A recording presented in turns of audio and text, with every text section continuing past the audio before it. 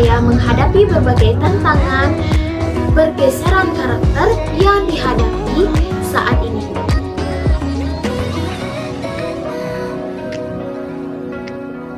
Pendidikan karakter bertujuan untuk mengembangkan kemampuan seseorang untuk memberikan keputusan yang baik atau buruk, memelihara apa yang baik dan mewujudkan kebaikan itu dalam kehidupan sehari-hari dengan sepenuh hati.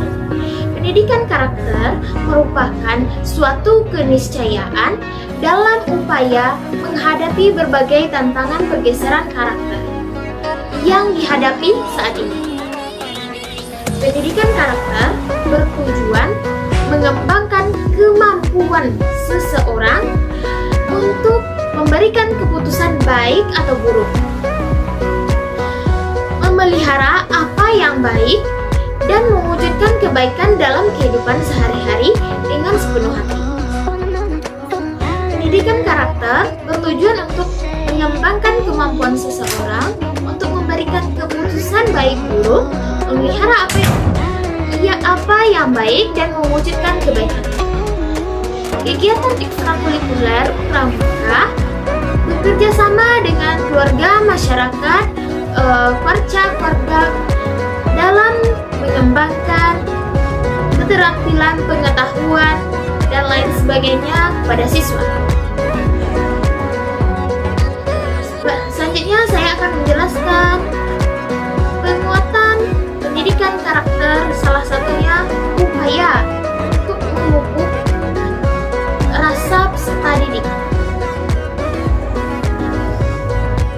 Rasa peserta didik adalah bagaimana siswa itu memupuk rasa suka terhadap pramuka tersebut, memberikan harmonisasi hati, rasa, pikiran, sehingga tidak terbebani dalam menjalankan pembelajaran tersebut, dan agar raga badannya tetap sehat dengan pembelajaran pramuka lapangan, agar tetap sejalan dengan filsafat dan juga tetap sejalan dengan filsafat ideologi bangsa Indonesia, yaitu Pancasila.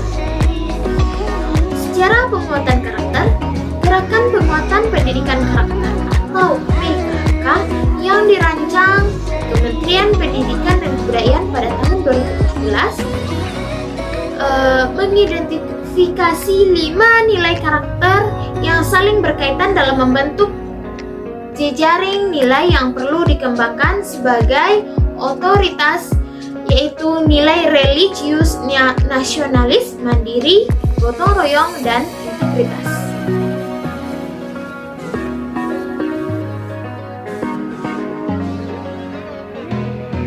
Baiklah, saya akan menjelaskan nilai karakter religius. Nilai karakter religius itu mencerminkan nilai iman, ketakwaan, keberimanan terhadap Tuhan Yang Maha Esa yang diwujudkan dalam perilaku melaksanakan ajaran-ajaran agama. Dan ajaran agama dan melaksanakan aturan kepercayaan agama yang dianut, menghargai perbedaan agama, menjunjung tinggi sikap toleransi terhadap pelaksanaan ibadah agama dan kepercayaan lain, hidup rukun dan damai dengan pemeluk agama lain. Kemudian yang kedua, saya akan menjelaskan nilai karakter nasionalis.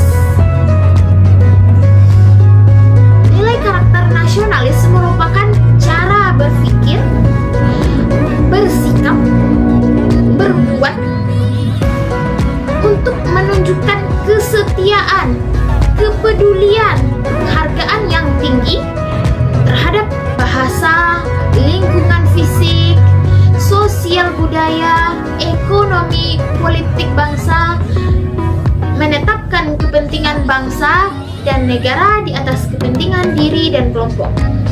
Yang ketiga, saya akan menjelaskan nilai karakter mandiri. Nilai karakter mandiri merupakan sikap perilaku kita tidak bergantung pada orang lain dan mempergunakan segala tenaga waktu untuk merealisasikan harapan mimpi dengan cita-cita. Subnilai mandiri antara lain etos kerja atau semangat kerja, kerja keras, tangguh, tahan banting, daya juang, profesional, kreativitas, keberanian, dan menjadi pembelajar sepanjang hidup. Yang keempat, saya akan menjelaskan nilai karakter gotong royong.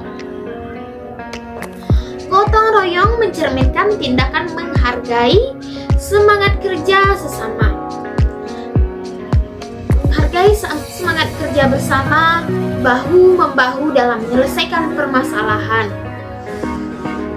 Menyelesaikan persoalan bersama, menjalin komunikasi persahabatan, memberi bantuan pertolongan kepada orang-orang yang membutuhkan, melakukan kegiatan bersama untuk keuntungan bersama demi kesejahteraan bersama. Yang kelima adalah nilai karakter. Nilai karakter integritas. Integritas merupakan nilai yang mendasari perilaku yang didasarkan kepada upaya menjadikan diri dan masyarakat dan kesetiaan pada nilai-nilai kemanusiaan, moral, integritas moral. Karakter integritas ini meliputi sikap tanggung jawab sebagai warga negara, aktif terlibat dalam kehidupan sosial, konsisten dalam tindakan perkataan berdasarkan kebenaran.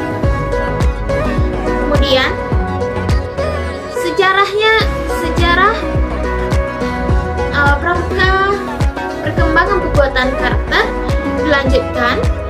Dari zaman ke zaman, pendidikan muncul dalam berbagai bentuk dan tahap. Dilihat dari sejarah pendidikan Indonesia dapat dibagi secara urutan waktu, kurang lebih sebagai berikut. Yang pertama, zaman kolonial Belanda. Jepang, dan lain sebagainya. Terus masa prasejarah dan masa sejarah. Kedua, pada zaman saya akan menjelaskan pada zaman-zaman tersebut. Zaman kolonial, ketika sistem pendidikan modern dari era Eropa diperkenalkan, dan ketika zaman kemerdekaan Republik Indonesia yang berlangsung sehingga sekarang. Masing-masing zaman memiliki corak dan bentuk sendiri.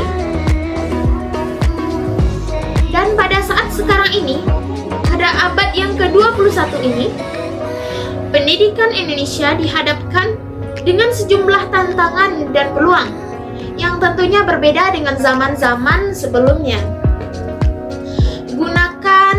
Guna mengantisipasi penyesuaian diri atau lebih dikenal dengan adaptasi dengan berbagai tuntutan dan dinamika perubahan yang sedang dan akan terus berlangsung ke depannya. Bangsa Indonesia harus semakin mengasah kemampuan yang dibutuhkan untuk menghadapi setiap revolusi pendidikan pada abad 21. Gerakan penguatan pendidikan karakter yang dirancang oleh kementerian perlu dikembangkan sebagai prioritas yang religius, nasionalis, mandiri, gotong royong, dan integritas. Kemudian, dalam penguatan karakter bangsa tentu terdapat perkembangan nilai-nilai karakter ini menurut Ki Hajar Dewantara, yakni hati atau etika, olah pikir, literasi, dan karsa, estetika, oleh raga, kinestetik. Nilai-nilai karakter yang perlu dikembangkan meliputi religius, jujur, toleransi, disiplin, kerja keras, kreativitas, mandiri, demokrasi, rasa ingin tahu, semangat kebangsaan, cinta tanah air, menghargai prestasi, bersahabat, komunikatif, cinta damai, gemar membaca, peduli lingkungan, peduli sosial, tanggung jawab, dan lain-lain. Kemudian, dalam penguatan karakter, agar penguatan itu dapat terlaksana, tentu kita harus mempunyai metode apa yang harus dilakukan untuk penguatan karakter bangsa tersebut. Metode pendidikan karakter. Penjelasan metode pendidikan karakter yaitu usaha yang dijalankan secara sistematis atau teratur tersusun oleh para pendidik demi menciptakan kualitas nilai karakter anak melalui penanaman nilai positif. Kemudian, metode pendidikan karakter terdapat beberapa jenis. Yang pertama, metode pengajaran. Seorang pendidik memerlukan metode pengajaran kepada anak untuk mewujudkan karakter yang baik, mewujudkan karakter tertentu yang diperlukan pada lingkungan pendidikan karakter. Untuk itu, perlu memberikan pemahaman pada anak tentang nilai-nilai apa yang ingin kita ajarkan. Tentu kita harus memberikan pemahamannya. Misalkan nilai kesopanan, kedisiplinan, agama, dan masih banyak lainnya.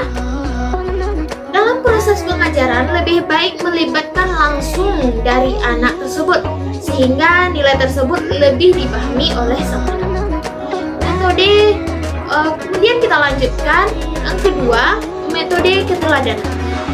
Kita perlu tahu bahwa seorang anak lebih suka meniru apa yang dilihatnya.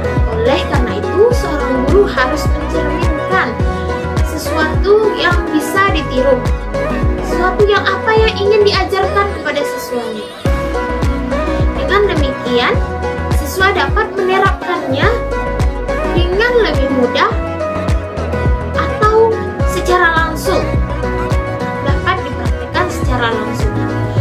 Kondisi seperti ini, anak membutuhkan lingkungan pendidik yang utuh atau dalam kategori sekarang ini tatap muka bukan daring, sehingga bisa saling mengajarkan, bisa saling bertatap dan bertemu tatap muka. Yang ketiga adalah metode diskusi. Metode diskusi atau bercakap atau saling bertanya jawab dan lain sebagainya. Metode ini sangat membantu sang anak dalam mengutarakan pendapat yang pendiam, pemalu, dan aktif. Menerapkan metode diskusi ini yang bisa membantu peserta didik yang cenderung pemalu dan pendiam untuk terbiasa aktif berbicara. Metode berbicara di sini kemudian yang keempat, metode berbicara. Sebagai pengajar harus mampu memerankan tokoh protagonis yang akan ditiru siswa. Dan sebisa mungkin menghindari tokoh antagonis agar tidak diikuti oleh siswa. Dengan begitu, harus mengambil sisi positif dari sebuah cerita yang diceritakan, misalkan menceritakan sebuah perjuangan tokoh pahlawan ataupun tokoh ternama, di mana jelaskan kepada peserta didik bagaimana mereka berjuang sekuat tenaga untuk mencapai keberhasilan tersebut. Kemudian yang kelima, metode pembelajaran kooperatif atau kooperatif. Pembelajaran kooperatif dianggap paling umum dan efektif untuk menggambarkan pendidikan karakter.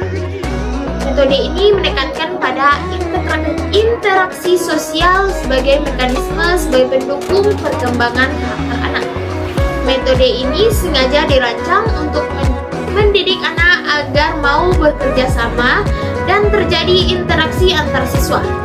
Pembelajaran kooperatif akan lebih memudahkan menerima informasi yang diterima dalam proses pemahaman yang baik banyak sekali sisi positif yang bisa didapatkan, seperti hasil belajar akademik, menerima keberagaman, dan mengembangkan keterampilan siswa. Selanjutnya, yang keenam, metode simulasi. Metode ini yaitu metode proses pembelajaran yang tidak menggunakan objek nyata. Siswa akan dibina dengan menggunakan kemampuannya, melakukan reka ulang atau kemampuannya dan keterampilannya, serta bisa bekerja sama dengan kelompok. Siswa juga dapat bermain peran, reka ulang, bermain peran dengan tujuan pembelajaran. Metode ini bertujuan untuk melatih siswa memecahkan masalah, memberikan motivasi, menumbuhkan kreativitas, mengembangkan sikap toleransi dan masih